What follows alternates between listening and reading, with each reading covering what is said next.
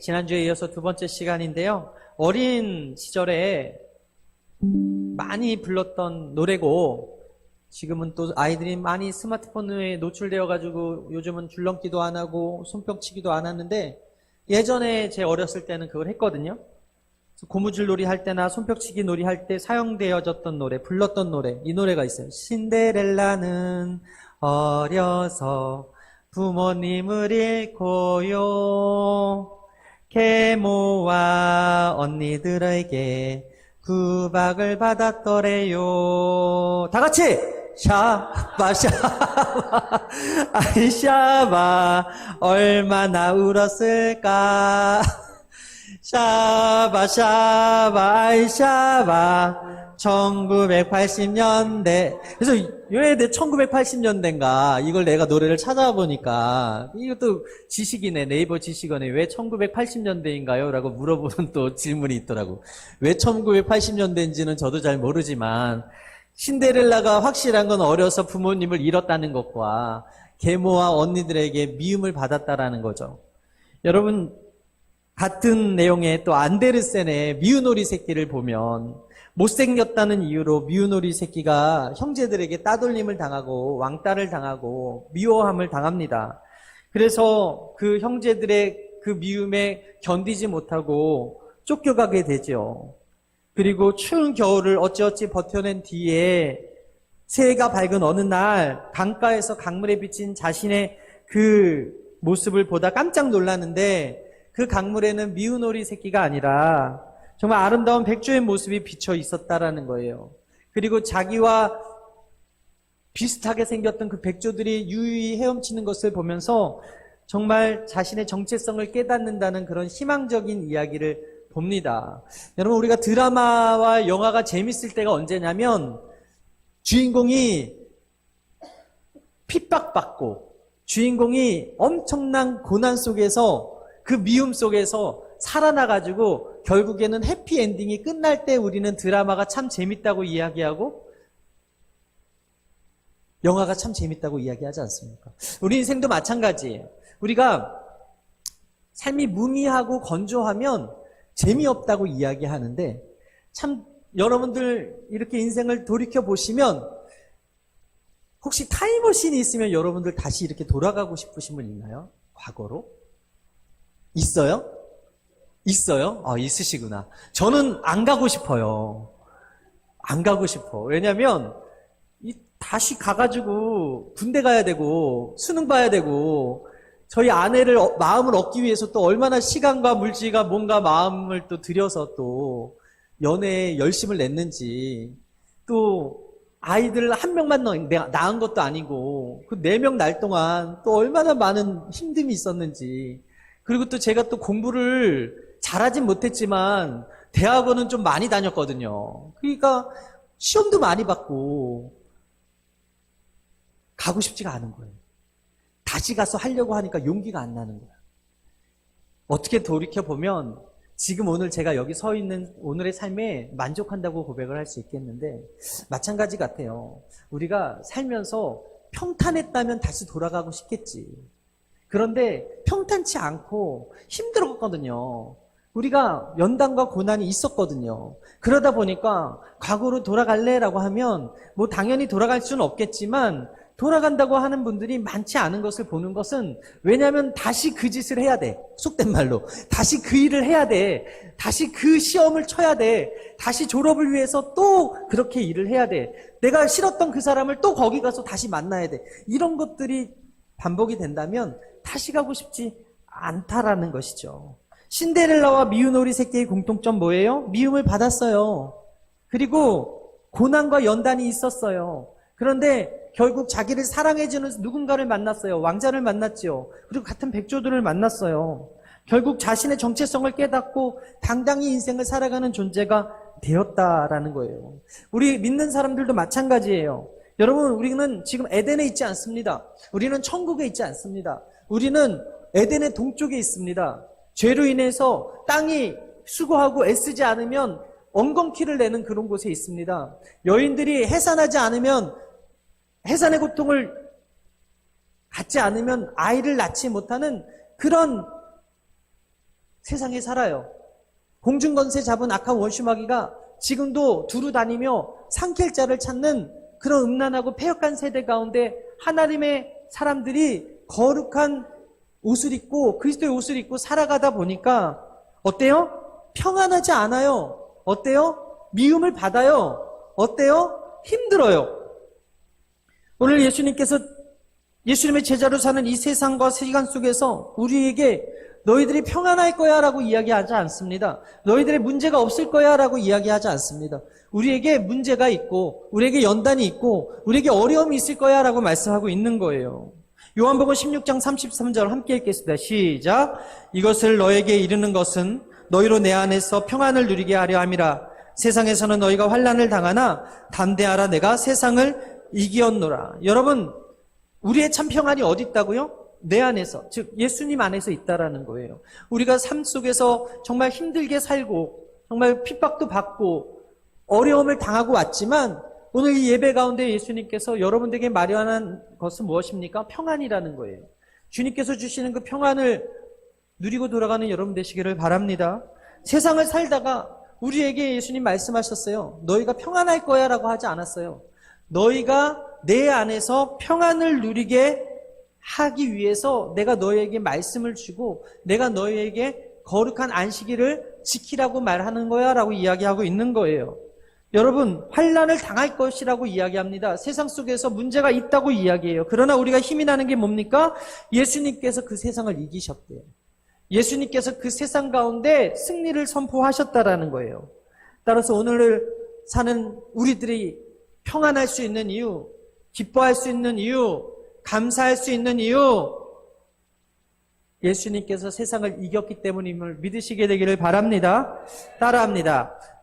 예수님이 세상을 이기셨습니다. 따라서 저도 세상에서 이길 수 있습니다. 할렐루야. 그래서 지난주에 이어서 미움받을 용기에 대해서 함께 나누길 원하는데 첫 번째 따라하겠습니다. 미움받을 용기의 사람, 사도 바울. 사울이나 이름의 청년이 있었습니다. 예루살렘에서 240km나 되는 다마스커스를 향하고 있었습니다. 지금처럼 대중교통이 KTX가 지하철이 오토바이나 승용차가 그리고 도로가 잘 정비돼서 있었던 때가 아닌데 240km나 떨어져 있는 다마스커스에 사울이란 청년이 그리스도인들을 잡으려고 고발하려고 그들을 재판에 넘겨서 죽이려고 달려가고 있었어요. 사울은 바울의 옛 이름이고 그때 시간이 정오 낮 12시였어요. 중동의 뜨거운 태양이 장렬하는 그 대낮에 이 사울이 호련히 하늘로부터 쏟아져 내리는 빛에 사로잡히게 말았는데 사도행전 9장 3절에 이렇게 기록합니다. 사울이 행하여 다메섹에 가까이 가더니 호련히 하늘로서 빛이 저를 들러 비추는지라 땅에 엎드려져 들음에 소리가 있어 가라사대 사울아 사울아 내가 어찌하여 나를 핍박하느냐. 그 빛의 위력이 얼마나 대단했던지 그 빛에 사로잡히는 순간 바울이 땅바닥에 꼬꾸라졌고 보지 못했습니다. 그런데 음성은 분명하게 들려왔어요. 사울아 사울아 네가 왜 나를 핍박하느냐. 자신을 사로잡은 빛으로 인해서 꼬꾸라진 바울의 그 귀에 들린 그 음성이 뭐예요? 예수님의 음성이에요. 바울이 미처 대답하기도 전에 그 음성이 뭐라 그래요? 어찌하여 나를 핍박하느냐. 여러분 물었습니다. 왜 저한테 나타나셔서 사도행전 9장 5절에 대답하되 누구시우니까 이르되 나는 내가 핍박하는 예수라. 누구시냐는 그 사울의 그 질문에 예수님께서 그냥 나는 예수다라고 말씀하신 게 아니라 나는 네가 핍박하는 예수다라고 이야기하는 거예요. 육신을 입고 이 땅에 계실 때 사도 바울과 예수님은 만나지 않았습니다. 그때는 예수님도 알지도 못했습니다. 게다가 예수님께서 사용하신 그 핍박한다는 동사 헬라어 디오코는 한 번 핍박한 게 아니라 지속적으로 괴롭힌 거예요. 따라다니면서 끈질기게 괴롭히는 거. 여러분 요사이 아이들이 그 왕따 문제나 괴롭힘 문제 때문에 고통스럽게 부모님한테 얘기하지 못하고 극단적인 선택을 하는 친구들이 있는데 그런 괴롭힘을 이야기하는 거예요. 예수님이 살아생전에 사울이라는 그 청년을 만난 적조차 없었는데 사울이 예수님을 따라다니면서 정말 살기 힘들게 핍박하고 괴롭혔다라는 의미의 디오코를 쓰고 계시다라는 것이죠. 현실적으로는 불가능한 일인데, 한 번도 만나지 않은 예수님을 핍박했지 않았던 그는 억울할 일인데, 그럼에도 불구하고 예수님께서 지금 바울에게 나타나셔서 한두 번이 아니라 지속적으로 끊임없이 계속적으로 네가 나를 핍박하고 있다, 미워하고 있다, 힘들게 하고 있다라고 말씀하는 거예요. 여러분, 솔직히 바울이 직접적으로 예수님을 핍박한 적은 없습니다. 그런데 그가 지금 누구를 잡으려고, 누구를 죽이려고 살기가 등등해서 가고 있는가? 바로 예수 믿는 사람들을 잡으려고 살기가 등등해서 지금 가고 있는 그 도중에 예수님께서 나타나셔서 하신 말씀이 사울아 사울아 네가 왜 나를 핍박하느냐라고 말씀하고 있는 거예요. 스데반의 순교 앞에서 그는요 어떤 모습을 취했어요? 그 죽음이 당연하다고, 마땅하다고 여겼어요. 사도행전 8장 1절 우리 함께 읽을까요? 시작. 사울은 그가 죽임당함을 마땅히 여기더라. 그날에 예루살렘에 있는 교회에 큰 박해가 있어 사도 외에는 다 유대와 사마리아 모든 땅으로 흩어지니라. 여러분, 그의 핍박과 그의 미움이 얼마나 강했으면 유대와 사마리아 모든 땅으로 가라던 그 예수님의 말씀이 떨어졌음에도 불구하고 흩어지지 않았던 그들이 강제적으로 해산하고 강제적으로 흩어지는 것이 그 미움이라는 장치, 핍박이라는 장치, 그리스도인을 잡아 죽이려고 하는 누군가에 의해서 그들이 유대와 사마리아 땅끝까지 가고 있는 모습을 볼 수 있습니다. 지난 시간에 말씀드린 미움이 하나님의 역사를 써내려가는 장치로 사용되었다라는 것이죠. 사도행전 8장 3절에 사울이 교회를 잔멸할세 각 집에 들어가 남녀를 끌어다가 옥에 넘기니라.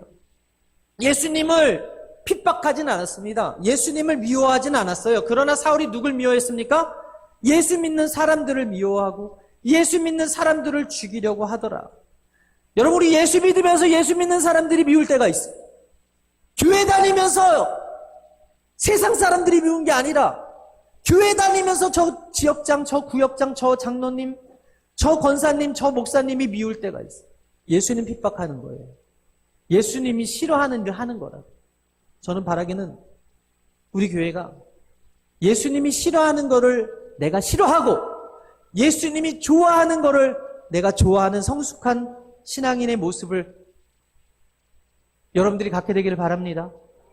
예수님은요, 어떤 사람을 미워했어요? 성령을 회방하는 사람을 미워했어요. 어떤 사람을 미워했어요? 형제를 사랑하지 않는 사람을 미워했어요. 여러분, 우리가 예수님이 사랑하는 한 사람 한 사람이에요. 우리가 하나님의 얼굴이잖아요. 얼굴, 형상. 얼굴이 꼴이잖아요. 이 꼴이 어떤 꼴이냐면 그 하나님의 형상이거든요. 하나님의 형상된 우리가 서로를 사랑하라고 분명히 말씀하고 있는데, 여러분, 우리가 저쪽 부산의 수영료 교회에 있는 장로님하고 갈등이 없고요. 대전에 있는 순복음 교회의 권사님하고 갈등이 없고, 여의도 순복음 행성교회에서 갈등이 있어요. 왜 그래요? 붙어 있으니까 그래요. 왜 그래요? 우리가 이 안에서 인간적인 모습들을 보기 때문에 그래요. 그럼에도 불구하고 여러분, 우리가 사랑해야 될 것은, 그리고 오늘 예수님께서 미워하는 것은 곧 나를 핍박한다라고 말하는 거 있는 것과 같이 우리 안에서 정말 용서의 은혜가 있었으면 좋겠고, 사랑의 기류가 있었으면 좋겠고, 사랑의 교류가 있었으면 좋겠고, 그래서 예수님이 사랑하는 그 사람을 나도 사랑하려고 노력하는 그 은혜가 있었으면 좋겠습니다. 사울은 그리스도인을 잡는데 열심히 특심인 사람이었어요. 그 이유가 무엇입니까? 그리스도인의 믿음이 자신의 믿음과 달랐기 때문에 그래요. 믿음의 대상이 달랐기 때문에 그래요. 그래서 그는 자신의 신념을 위해서 비합리적인 사고를 신봉한 거죠. 아까 제가 기도 전에 이슬람에 대해서도 말을 했는데, 그들이 섬기는 그 알라는, 이방 교도는 다 죽여도 된다고 가르쳐요. 그렇기 때문에 참수가 당연한 거예요. 사우디아라비아나 이런 이슬람 국가에 가게 되면 예수 믿는다고 해서 그 딸을 참수해도 죽여도 벌받지 않아요.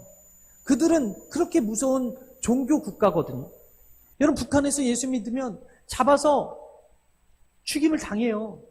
아주 무서운 거잖아요. 근데 그들이 그런 비합리적인 사고로 그렇게 예수 믿는 사람들을 잔멸했는데, 이 사도 바울도 마찬가지로 유대교에 엄청나게 열심히 특심이었던 사람이었고, 그렇기 때문에 다른 복음을 전하는 그 예수 믿는 사람들을 인정할 수가 없었다라는 것이죠. 자신의 신념을 위해서 그렇게 핍박하고 다녔는데, 남녀 불문하고 가차없이 색출해서 투옥시키는 일에 열심을 다했는데, 여러분 그 당시 잡히면 어떻게 됐습니까? 사자밥이 됐습니다. 잡히면 어떻게 됐습니까? 목게임을 당했습니다. 어떻게 됐습니까? 불에 타서 죽었습니다. 그만큼 너무나 힘든 그런 상황 속에 그리스도인들이 신앙을 지키고 예수를 믿었다라는 것이죠.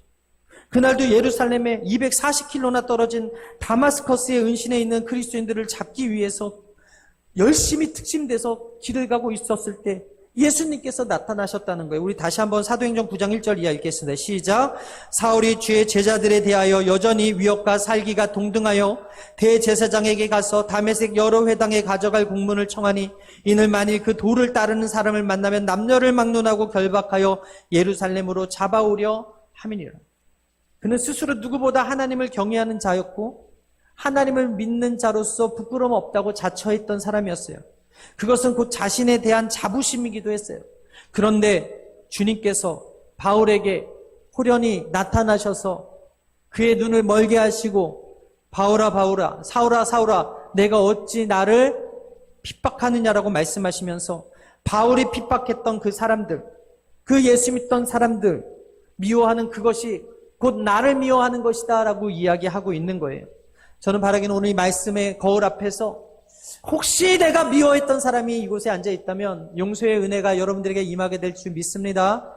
그래서 우리 공동체는 미워하는 공동체가 아니라 그 미움이 곧 예수님을 미워하는 것 같다고 가르쳐주고 계시니까, 우리가 예수님을 사랑하는 그 사람을 사랑할 때 예수님을 사랑하는 것이고, 예수 믿는 그 사람을 품을 때 우리가 예수님을 품는 것이고, 우리가 예수님 믿는 그 사람을 핍박하고 미워하는 것을 예수님께서 나를 미워한다라고 이야기하고 있기 때문에, 우리가 이 말씀의 거울 앞에서 예수님만을 사랑한다고 고백한다면 예수님이 사랑하는 그 사람도 미워하지 않고 사랑할 수 있는 용기와 은혜가 여러분들에게 있게 되기를 바랍니다. 바울이 충격을 받았어요. 눈이 멀었어요. 꼬꾸라졌어요. 사흘 동안 식음을 전폐했어요. 바로 여기에서 우리는 귀중한 교훈을 얻게 되는데, 우리가 예수님을 믿음으로 말미암아 박해받고 예수님 때문에 핍박받고 미움을 받는다면 그것은 나를 핍박하는 것이 아니라 예수님을 핍박하는 것이라는 거예요. 그렇기 때문에 여러분들이 나아가서 복음을 증거하면 여러분들을 경멸의 눈으로 쳐다보는 사람도 있을 것이고 회피하는 사람도 있을 것입니다. 여러분들이 복음을 증거하고 예수 그리스도의 이름을 증거하고 높이고 내가 예수 믿는 사람이라는 정체를 드러내는 순간에 그들의 태도가 돌변할지도 모릅니다. 그럼에도 불구하고 여러분들이 그 핍박을 견디고 미움을 견디고 그리스도인으로 산다면 여러분들은 하나님의 자녀로서 잘 살고 있는 것이고, 그 핍박하는 그 사람은 여러분들을 핍박하는 것이 아니라 예수님을 핍박하고 있다라는 것이죠. 사울이 예수 믿는 사람을 핍박할 때 예수님께서 이렇게 말씀하셨잖아요. 나는 내가 핍박하는 예수. 오늘 본문 누가복음 6장 22절에서도 이렇게 말합니다. 우리 함께 읽겠습니다. 시작. 인자로 말미암아 사람들이 너희를 미워하고 멀리하고 욕하고 너희 이름을 악하다 하여 버릴 때에는 너에게 복이 있도다. 여러분, 내가 성격이 모나서 나를 미워하는 게 아니라 예수님 때문에 나를 미워할 때 저와 여러분들에게 복이 있다고 예수님께서 말씀하고 있어요. 결국 이 만남 앞에서 사울이 꼬꾸러져서 회개하고 한평생 주님을 위해 살게 되지 않습니까? 사랑하는 여러분, 그리스도인이 성숙하다라는 것은 하나님께서 사랑하는 것을 내가 사랑하는 것이고 하나님이 미워하는 것을 미워하는 거예요. 내가 미워하는 거예요. 마귀가 좋아하는 것을 좋아하는 사람이 있고요. 마귀가 싫어하는 것을 안 하는 사람이 있는데, 돌이켜서 우리가 하나님이 좋아하는 건 마귀가 싫어하는 거고 하나님이 싫어하는 건 마귀가 좋아하는 거라고 생각한다면 오늘 우리가 어떤 선택을 하든지 간에 하나님이 기뻐하는 선택을 하게 되기를 바랍니다. 예수님이라면 어떻게 하셨을까? What would Jesus do? 항상 선택의 기로에 섰을 때 예수님이 기뻐하시는 선택을 하는 사람이 성숙한 사람이고 그 사람을 통해서 하나님이 역사하신다 라는 것입니다. 사도 바울은요, 그리스도인을 믿는 사람들을 핍박했던 사람에서 예수님을 만난 그 순간부터 그리스도로 인해서 기꺼이 그 모든 것을 버릴 줄 아는 사람이 되었어요. 그리스도로 말미암아 미움받을 용기를 갖게 된 계기가 언제예요? 그 다메섹으로 가는 그날에 예수님을 만나고 나서, 여러분, 아나니아의 안수를 받기까지 그는요 눈이 멀었습니다. 생각했겠죠. 우리는 알아요. 성경에 써 있으니까. 성경에요, 출애굽기에 더듬을 만한 흑암이 있었어요. 우리는 알아요. 7일 있다가 그 흑암이 멈췄던 것을. 그러나 그 이스라엘을 핍박했던 바로와 그 애굽 사람들은 얼마나 두려웠겠어요. 이 어둠이 평생 가는 거 아닐까. 그래서 모세의 바짓가랑이를 잡고 제발 좀 우리가 너희 하나님께 구해서 이 흑암이 없어지게 해달라고 했다는 거죠. 요나가요 뱃속에 있었어요. 우리는 알아요. 3일 있다가 던져진 것을. 그러나 요나는 그 뱃속에서 이제 죽었구나 했겠지. 그러니까 회개 안 했겠어요? 그러니까 철저히 하나님께 매달리지 않았겠냐고요. 사도 바울도 이제 영원히 못 볼지도 모른다는 공포가 있었겠죠. 우리는 알아요. 3일 있으면 이 사람이 아나니아의 안수를 받고 눈에 비닐이 벗겨져서 눈을 다시 보게 한다는 것을. 그런데 이 당시에 사울은 얼마나 놀랐겠어요. 갑자기 음성이 들려서 네가 나를 핍박했다 그러는데 눈이 안 보여. 평생 장님으로 살아야 될지도 몰라. 소경으로 살아야 될지도 몰라. 눈이 안 보이는 채로 살아야 될지도 몰라. 얼마나 많이 생각했고, 얼마나 많이 회개했겠고, 얼마나 많이 하나님께 부르짖었겠어요. 그리고 아나니아의 안수를 받고 눈을 뜨지 않습니까? 예수님을 만나 미움의 대상이 예수 믿는 사람이었다가 이제 그 바울이 어떻게 변했어요? 그 미움의 대상이 세상이 되더라는 거죠. 빌립보서 3장 6절에 자막은 없는데 제가 읽어드릴게요. 열심으로는 교회를 박해하고 율법의 의로는 흠이 없는 자라. 그러나 무엇이든지 내게 유익하던 것을 내가 그리스도를 위하여 다 해로 여길 뿐더러 또한 모든 것을 해로 여기면 내 주 예수 그리스도를 아는 지식이 가장 고상하기 때문이라. 내가 그를 위하여 모든 것을 잃어버리고 배설물로 여김은 그리스도를 얻고 그 안에서 발견되려 함이니 내가 가진 은은 율법에서 난 것이 아니요 오직 그리스도를 믿음으로 말미암은 것이니 곧 믿음으로 하나님께로부터 난 의라. 여러분, 이런 고백을 어떻게 해요? 어떻게? 예수님을 만나고 나서 그가 사랑했던 세상, 그가 사랑했던 율법을 버리고 배설물과 같이 여기고 그리스도로부터 난 그 의를 사랑하기 시작하니까 그가 어떤 핍박을 당합니까? 태장을 맞고 돌에 맞고 거의 반 죽음이 돼서 버림을 받았는데도 불구하고 그는 그 예수님을 포기하지 않는 믿음의 사람이 되더라는 것이죠. 저는 오늘 여러분들이 그 예수님 만나게 되기를 바랍니다. 그 예수님 만나면 우리도 사도 바울과 같이 예수님 때문에 미움받을 수 있어요. 하지만 그 미움은 예수님을 미워하는 것이 되기 때문에 우리에게는 복이 될 수 있다는 거예요. 우리가 주님을 위해서 핍박하고 미움받는 순간에 예수님이 동일하게 아파하시고 안타까워하신다라는 거예요. 성경에도 제자들에게 예수님이 뭐라 그러세요? 너희들이 가서 복음을 전하는데 그들이 받아들이지 않는다? 그러면 너희들이 신발을 털어라라고 이야기해요. 그 복이 너희들에게 임할 것이다라고 얘기해요. 여러분, 식당 가서 식당 잘 되게 기도하십시오. 근데 그들이 예수를 안 믿어. 그들이 예수님을 핍박해. 그러면 그 식당에 있는 복이 다 여러분들에게 임하는 거예요. 할렐루야. 어떤 가정에 가도 평안을 빌라잖아요. 어떤 가정에 가도 복음을 증거하라고 하잖아요. 근데 그들이 안 받아들여요. 그들이 거절해요. 그러면 여러분들에게 복이 있다는 거예요. 그 사람들에게 갈 복이 유턴해서 나에게 온다라는 거예요. 그렇기 때문에 그들이 듣든지 아니 듣든지 우리는 그들의 가정을 위해서 평안을 빌 것이고 그 식당이 잘 되게 빌 것이고 그 사업장이 잘 되게 빌어야 될 줄 믿습니다. 왜? 그들이 예수님을 핍박하는 자라면 그 복이 유턴해서 나에게 온다니까요. 할렐루야. 이 사실을 사도 바울의 회심 사건을 통해서 우리에게 가르쳐주는 거예요. 우리 안에 미움, 다툼, 시기, 질투 버리고 그 다음 뭐지? 뭐죠? 미움, 다툼, 시기, 질투 버리고 우리 서로 사랑해. 오늘 잘해주네. 두 번째 따르겠습니다. 미움받을 용기. 침례 요한. 여러분, 로마인과 유대인 모두 예수님을 미워했던 이유는 바로 예수님이 그들의 죄를 지적했기 때문에 그래요. 예수님이 입 다물고 계셨을 때는 예수님 안 미워했어요. 그런데 예수님께서 천국 복음을 선포하시고 예수님께서 병든 자를 고치시고 귀신을 쫓아내시고 하나님의 일을 사역을 감당하기 시작할 때부터 유대인과 사두개인과 그 바리새인들과 그 기득권들이 예수님을 미워하기 시작했다라는 것이죠. 예수님만 없으면, 말씀만 없었으면, 빛이 없었으면 드러나지 않았을 그 죄가 예수님 때문에 드러나게 되니까 예수님을 미워하고 핍박하더라는 거예요. 여러분, 주의 길을 예비했던 침례 요한도요, 헤롯 왕에게 미움을 받았습니다. 침례 요한은 제사장의 후예였어요. 타락한 성전에 머물지 않았어요.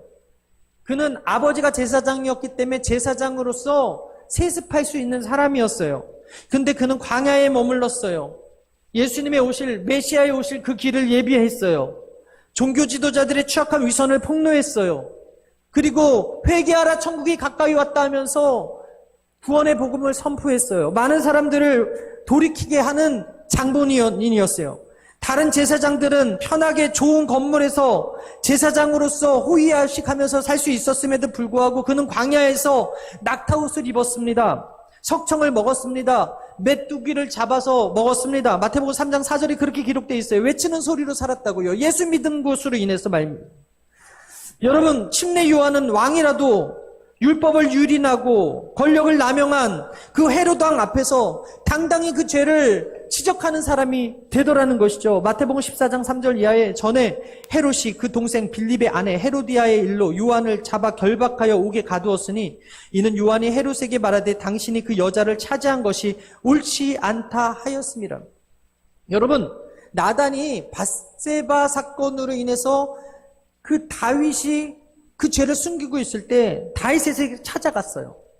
그리고 당신이 그 사람입니다라고 했을 때 그 다윗은, 나단이라는 사람은 유명한 사람이 아니었습니다. 익명의 선지자였어요. 그런데 그가 하나님의 말씀을 가져와서 그 죄를 지적했더니 다윗이 어떤 모습으로 섭니까? 회개했다라는 거예요. 겸손하게 돌이켰다라는 거예요. 그리고 그 앞에서 참회했다라는 것이죠. 그런데 헤롯은 침례 요한의 진실의 말을 들었어요. 거짓말이 아니에요. 정말로 형의 형수를 취해가지고 형을 모함해서 죽이고 했던 그 악함을 침례 요한이 지적을 했는데 회개하지 않았어요. 돌이키지 않았어요. 듣기 싫다고 그를 옥에 가두었다라는 거예요. 대다수 많은 이들의 반응이 이래요. 복음을 들으면 박수 쳐주지 않아요. 복음을 들으면 환영해주지 않아요. 복음을 들으면 호의적이지 않습니다. 듣기 싫다고 이야기해요. 말하지 말라고 이야기해요. 침례 요한은 하나님의 일을 할 때 사람을 두려워하지 않았습니다. 그는 왕 앞에서도 담대히 복음을 증거했어요. 그 왕이 싫어하는 진실을 이야기했어요. 그러자 헤롯은 침례 요한이 아닌 사탄의 하수인인 헤로디아 그리고 그의 딸의 말에 귀를 기울였어요. 결국 하나님의 사람을 어떻게 합니까? 목을 잘라서 죽이지 않습니까? 침례 요한이 우리에게 주는 메시지는 뭡니까? 복음을 위해서 당당히 왕 앞에서 진리를 말할 수 있는 용기를 가르쳐 주었다라는 거예요. 여러분, 침례 요한은 권력이 아니라 하나님을 두려워하는 사람이었어요. 마태복음 10장 28절에 이런 말씀이 있어요. 몸은 죽여도 영혼은 능히 죽이지 못하는 자를 두려워하지 말고 오직 몸과 영혼을 능히 지옥에 멸하실 수 있는 이를 두려워하라. 여러분, 요한은 목숨보다 소중한 하나님의 말씀을 전하는 사람이었고 그 말씀 때문에 죽임을 당하게 되었습니다. 그럼에도 불구하고 왕에게라도 진리가 아닌 것에 대해 타협하지 않는 신앙이 그에게 있었다면 오늘을 사는 우리도 가는 그 길이 넓은 길이 아니라 협착하는 길이고 찾는 자가 적은 좁은 길인데 그 좁은 길에 만나는 사람들이 우리에게 호의적이지 않다고 해도 듣든지 아니 듣든지 우리는 그리스도의 복음을 담대히 전파해야 될 사명이 있음을 여러분 믿으시게 되기를 바랍니다. 우리도 권력자 앞에 힘 있는 사람 앞에서 당당히 하나님의 말씀을 복음을 증거할 수 있는 사람이 되어야 된다는 거예요. 청년들 부장님 앞에서 과장님 앞에서 이사님 앞에서 당당할 수 있어야 돼요. 요즘 MZ세대들 당당하죠. 워라벨이라고 해서 자신의 시간에 대해서 엄청나게 중요하게 생각하지 않습니까? 그런데 여러분, 우리가 예수 그리스도의 그 생명을 받은 사람들로서는 드러내지 않는 경우가 너무나 많이 있다. 권력자 앞에서, 힘 있는 자 앞에서 침례 요한처럼 당당하게 사는 여러분 되시기를 바랍니다. 두려움에 맞서는 용기, 복음으로 인해서 미움받을 용기가 저와 여러분들에게 있게 되기를 바랍니다. 마지막으로 미움받을 용기의 사람 엘리야에 대해서 함께 나누고 마치겠습니다. 여러분, 엘리야에 관해서 성경이 뭐라고 이야기하냐면 우리와 성적이 같은 사람이다라고 이야기해요. 야고보서 5장 17절 함께 읽을까요? 시작. 엘리야는 우리와 성정이 같은 사람이로되 그가 비가 오지 않기를 간절히 기도한즉 3년 6개월 동안 땅에 비가 오지 아니하고 다시 기도하니 하늘에 비를 주고 땅이 열매를 맺었느니라. 즉 그가 우리와 다를 바 없는 성정의 사람이 되어서 그도 기도했더니 하나님이 기도를 들으셔서 3년 반 동안 내리지 않던 비가 내리게 했다. 여러분, 우리도 엘리야와 같은 믿음만 있으면 이런 기적의 주인공, 간증의 주인공, 축복의 주인공이 됨을 믿으시게 되기를 바랍니다. 요즘 CTS에서 구티비구나. 구티비에서 이제 기적을 믿는 소녀라는 그 영화를 개봉한다고 이제 홍보를 하고 있고, 그래서 행성 시네마에서 개봉을 하나 지금 제가 계속 지켜보고 있어요. 만약에 개봉하면 우리가 시네마데이라고 해가지고 우리 한번 다 같이 모여서 영화 한번 봤으면 좋겠는데, 거기 보니까 그 기적을 믿는 그 소녀가 걔가 사고를 당해서 누워있는데, 아파서 누워있는데 안수하고 기도하니까 걔가 눈을 뜨는 거야.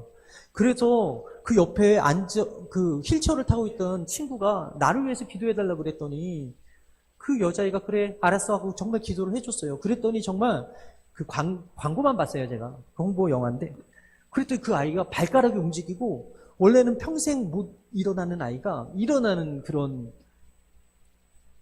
장면이 그 영화 광고에 그렇게 딱 나와서 이걸 성도님들하고 한번 좀 봤으면 좋겠다. 기적을 믿는 소녀라는 그 영화인데, 여러분 지금도 기적이 일어납니다. 병든 자가 여러분들이 믿음의 손을 얹고 기도하면 치료받는 거예요. 여러분, 예수님께서 3년 6개월 동안 하셨던 그 기사와 이적이 오늘 우리가 성령 충만해서 기도하면 똑같이 일어날 수 있어요. 그것을 믿는 게 순복음이에요. 할렐루야. 그 역사가 일어나는 사람이 순복음의 사람들이라는 거예요. 저는 바라기에 오늘 여러분들이 믿음을 가지고 기도해서 성령 충만 받고 눈먼 자를 다시 보게 하고 앉은 자를 일으키고 죽은 자를 살리시는 그 역사가 저와 여러분들을 통해서 나타나게 되기를 바랍니다. 교주가 왜 교주냐면 하나님께 영광을 올려드리지 않고 하나님이 하셨다고 이야기하지 않고 다 내가 했다고 이야기하는 거예요. 여러분, 택배 받으면 기분 좋죠? 근데 택배 기사는 누군지 모르죠? 택배를 보내는 누군가가 선물로 보내면 그 선물 보내는 사람한테 고마워하지 택배 기사한테 안 고마워하잖아요. 마찬가지 우리가 기도하면 하나님께서 응답을 주세요. 하나님께서 우리에게 치료를 주세요. 하나님께서 우리에게 좋은 것을 주신다고 주의 종 그리고 대신 기도해 준 사람은 도구로 쓰임 받은 것이지 그 사람의 능력이 있어서가 아니라고. 하나님의 능력이 있는 거예요. 그래서 여러분들 이게 되게 중요해요. 신천지에 빠지는 사람, 구원파에 빠지는 사람, 이단에 빠지는 사람은 교주가 능력이 있다고 생각해요. 절대. 여러분, 어떤 능력이라도 하나님으로 말미암지 않고서는 나타날 수가 없는 거예요. 그래서 우리가 그분이 기도해줘서 났어? 그럼 그분의 하나님을 찬양해야 될 줄 믿습니다. 그분이 중보해줘서 났어? 그럼 그분이 예수 그리스도의 이름으로 기도했기 때문에 그 예수님을 찬양해야 된다라는 거예요. 이 엘리야도 마찬가지예요. 성경이 우리와 같은 사람이었어요. 그가 하나님의 말씀이 있지 않는 이상 기근이 있지 않을 것이라고 그 왕에서 담대하게 이야기했습니다. 열왕기상 17장 1절에 길리앗에 우거하는 자 중에 디셋 사람 엘리야가 아합에게 말하되 내가 섬기는 이스라엘의 하나님 야훼께서 살아계심을 두고 맹세하노니 내 말이 없으면 수년 동안 비도 이슬도 있지 아니하리라. 하나님이 왕 앞에서 전하라고 하는 말이 좋은 말이 아니었어요. 듣기 좋은 말이 아니었다고. 내 말이 없으면 3년 반 동안 기근이 있을 거야. 여러분, 우리가 좋은 말 하고 싶죠. 축복하는 말 하고 싶어요. 그런데 모세도 바로 앞에서 하나님 말씀 전할 때 바로가 싫어하는 말을 했어요. 오늘 침례 요한도 헤롯이 싫어하는 말을 했어요. 엘리야도 아우방 앞에서 듣기 싫어하는 가문 선포를 한 거예요. 그래요. 하나님 말씀은 진리이고, 하나님 말씀은 생명이고, 하나님 말씀은 가치관의 변화고, 하나님의 말씀은 주인이 바뀌는 것이기 때문에 듣기가 불편합니다. 듣기가 싫을 수가 있어요. 마귀 사탄 귀신이 싫어하는 구원의 기쁜 소식이기 때문에 복음을 증거하면 싫어해요. 예수 믿는다는 것, 주인이 바뀌는 것이기 때문에 그래요. 내가 숭배하고 내가 믿고 의지했던 그 우상들을 내려놓고 하나님의 말씀을 듣는다는 것, 하나님을 왕으로 섬긴다는 것 쉽지 않아요. 그래서 복음이 불편한 거예요. 예수 믿는 삶이 미움받을 수밖에 없는 삶이 그거예요. 주인 바꾸라는 것 계속 얘기하니까 싫은 거예요. 나가서 복음을 전하고 증거할 때 핍박받는 그 이유는요, 사람들의 그 영혼을 이미 차지하고 있던 그 마귀가 싫어하기 때문에 그렇다는 거예요. 그럼에도 불구하고 우리가 전해야 될 줄 믿습니다. 왜냐하면 그게 살리는 길이기 때문에 그래요. 여러분, 각설하고 우리가 사역할 때 우리는 갈매살 위에 있습니다. 그래서 열심히 특심이 돼서 850대위가 싸워도 지지 않을 수 있는 능력이 있어요. 그런데 그러다 보니까 오늘 이 엘리야가 우리와 성정이 같은 사람이어서 로뎀나무 앞에서 이세벨의 그 너 죽일 거야 라는 그 한마디에 마음이 녹아내려서 어떻게 합니까? 죽기를 구했대요. 성경은 그렇게 써 있어요. 마음이 우울해졌대요. 방금 전까지만 해도 850대 1로 갈멜살에서 그 전투에서 승리했던 능력의 지도자가 이세벨을 죽이겠다고 하는 그 미움의 말 한마디로 마음이 녹았다고. 여러분, 우리가 오늘 이 말씀을 듣고서 열심히 특심돼서 내일 만나는 누군가에게 복음을 전할 거야, 각오를 하고 갔는데 그 사람의 미움의 말 한마디로 마음이 녹아가지고 일주일 동안 우울할 수 있어요. 힘들 수 있어요. 한마디 말이 그렇게 위력이 세다고. 그런데 하나님이 뭐라 그래요? 그 엘리야에게 자라고 해요. 쉬라고 해요. 그리고 먹으라고 해요. 떡과 물을 준비시켜 주셨어요. 여러분, 우리가 사역하다 보면, 하나님 일 하다 보면 미움받을 수 있습니다. 그리고 잠시 우울할 수 있습니다. 하지만 계속 우울해서는 안 됩니다. 예배 나오셔야 돼요. 그래서 하나님 말씀에 다시 한번 힘을 얻고 나가셔야 돼요. 세상은 계속 여러분들에게 나쁜 말 할 거예요. 미운 말 할 거예요. 싫은 말 할 거예요.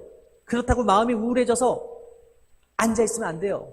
교회 나와서 말씀 받고 다시 힘을 얻고 세상에 또 나가서 또 싸워야 된다. 또 싸워야 된다.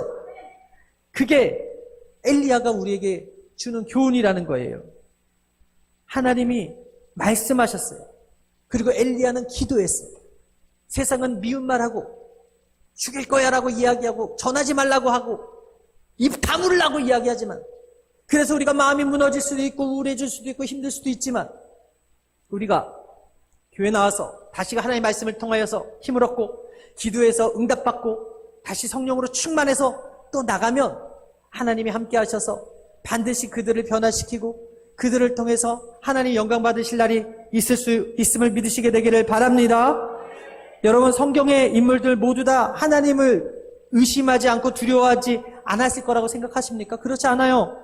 그들 하나같이 유혹을 경험했고 그들 하나같이 어려움을 당했습니다. 또한 우리와 마찬가지로 두려워했고 자신의 앞에 놓여져 있는 그 문제로 인해서 고민하고 염려하고 하나님께 기도했어요. 그들의 삶에는 수많은 고난과 시험의 순간이 있었어요. 베드로전서 1장 7절에 너의 믿음의 확실함은 불로 연단하여도 없어질 금보다 더 귀하여 예수 그리스도께서 나타나실 때의 칭찬과 영광과 존귀를 얻게 할 것이다 라고 말하고 있어요. 오늘 우리에게 시험이 있는 것은, 오늘 우리에게 미움이 있는 것은 결국 주님 앞에서 칭찬과 존귀를 얻기 위함을 믿으시게 되기를 바랍니다. 사도 바울은요, 이방인의 사도로서 사역하고 교회를 세우고 3분의 2의 신약 성경을 썼고요. 침례 요한은 예수님께 여자가 낳은 자 중에 가장 큰 자라고 칭찬을 받았습니다. 엘리야는 구약의 모세와 더불어 위대한 선지자로 기억되고 변화세는 예수님과 함께 춤추며 나타나는 사람입니다. 성경 속 인물들이 시대의 왕과 사람들에게 그리스도의 이름으로 하나님을 잘 믿는다는 그 이유로 미움을 받았다면, 오늘 을 사는 우리도 미움을 받는 것이 당연하고 미움 속에서 용기를 내야 된다는 사실을 기억하시게 되기를 바랍니다. 가만히 있으면 아무 일도 일어나지 않지만 복음을 증거하는 그 순간부터는 마귀가 우리를 공격하기 시작하지만, 내가 아무런 핍박이나 미움이 없다면 나는 어쩌면 타협하고 있는 신앙을 가진 사람일지도 몰라요. 열왕기상 18장 21절에 엘리야가 백성들에게 뭐라고 이야기합니까? 모든 백성에게 가까이 나가 이르되 너희가 어느 때까지 둘 사이에서 머뭇머뭇하려니냐? 야훼가 만일 하나님이면 그를 따르고 바알이 만일 하나님이면 그를 따를지니 하니 백성이 말 한마디도 하지 못하다. 여러분, 세상에 아직도 정체를 숨기는 그리스도인들이 많이 있지만 저는 우리 오늘 이 말씀을 들은 여의도 순복음 횡성교회 성도님들은 절대 그리스도인의 정체성을 잃어버리지 않고 당당하게 미움받을 용기를 가지고 나아가서 그리스도의 복음을 증거하는 여러분들의 삶이 되시기를 주님으로 축원합니다. 그러려면 잘 사셔야 돼요. 착하게 사셔야 돼요. 열심히 사셔야 돼요. 일 못하면서 전도하면 일이라 똑바로 하라는 이런 소리 듣잖아요. 우리가 일도 잘하고 관계도 잘하고 착하게 열심히 살다 보면 당신이 믿는 예수님 나도 믿고 싶어요. 당신이 가는 교회 나도 가고 싶어요. 그런 사람들이 생긴다라는 거예요. 선포하고 축복합니다. 사도 바울처럼 이방인의 사도가 될지어다. 침례 요한처럼 외치는 자의 소리가 될지어다. 엘리야처럼 미움받을 용기를 가질지어다. 그렇게 살지어다.